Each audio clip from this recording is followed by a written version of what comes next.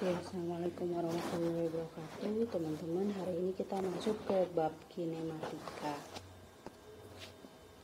Ini indikator pencapaiannya. Mahasiswa mampu memahami konsep jarak, perpindahan, kecepatan, dan percepatan. Kemudian dapat memahami perbedaan konsep GLB dan GLBB.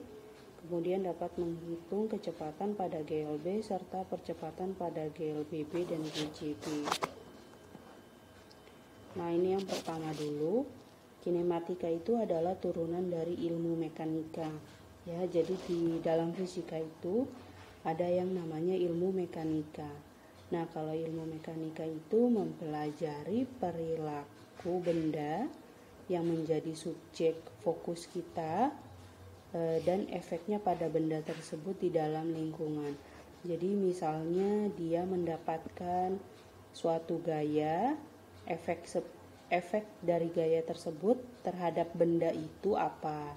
Nah, itu kita pelajari di dalam mekanika. Nah, mekanika sendiri terdiri jadi dua, ada kinematika dan ada dinamika. Nah, kalau kinematika itu kita mempelajari gerak tanpa memperhatikan apa yang menggerakkan benda tersebut. Jadi misalnya suatu benda bergerak, kita tuh tidak memperhatikan apakah geraknya itu terkena gaya gravitasi atau permukaannya licin atau kasar. Nah, itu kita pelajari di dalam kinematika. Jadi kalau kinematika itu tidak memperhatikan hal-hal yang dapat menggerakkan benda. Beda dengan dinamika. Kalau dinamika itu kita memperhatikan hal-hal yang membuat benda tersebut bergerak. Misalnya ada gaya dorong. Nah, itu kita perhitungkan berapa gaya dorongnya. Misalnya suatu benda didorong ke kanan, kemudian didorong ke kiri. Nah, kalau di dalam dinamika, gaya ini itu kita perhitungkan. Tapi kalau di dalam kinematika kita tidak memperhitungkannya. Kemudian di dalam dinamika juga kita memperhitungkan apakah bidang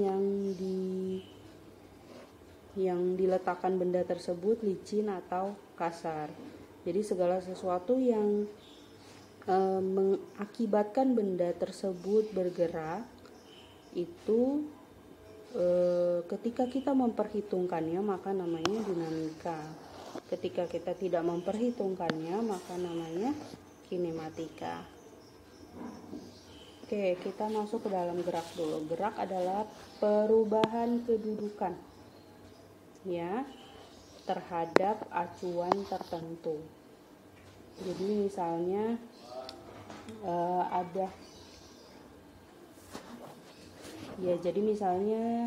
kita menentukan suatu titik. Nah, misalnya kita mau bergerak dari rumah, ke kampus. Misalnya acuannya apa? Nah, acuan kita adalah rumah. Perubahan posisinya itu dari mana? Dari rumah ke kampus. Itu namanya gerak. Ya, perubahan kedudukan. Jadi kalau gerak dalam fisika itu definisinya seperti itu ya. Jadi suatu benda dikatakan bergerak bila kedudukannya selalu berubah terhadap acuan.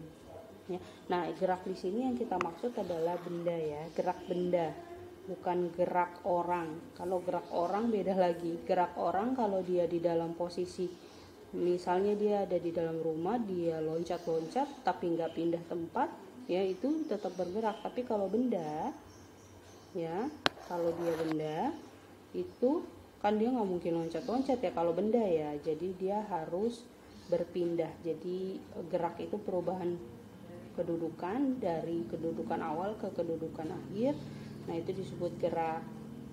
Kemudian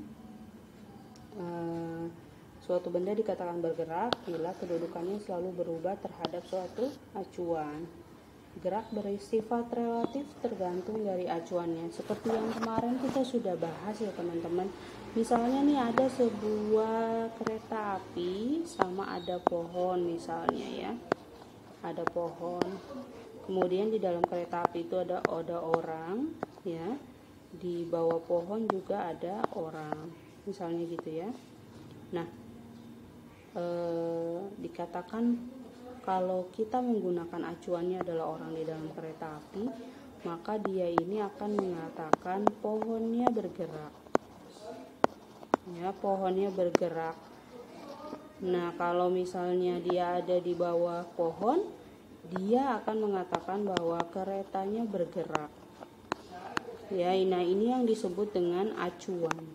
Acuannya siapa? Kita mau acuannya itu orang yang ada di kereta atau acuannya orang yang ada di bawah pohon. Itu bergantung dari acuannya.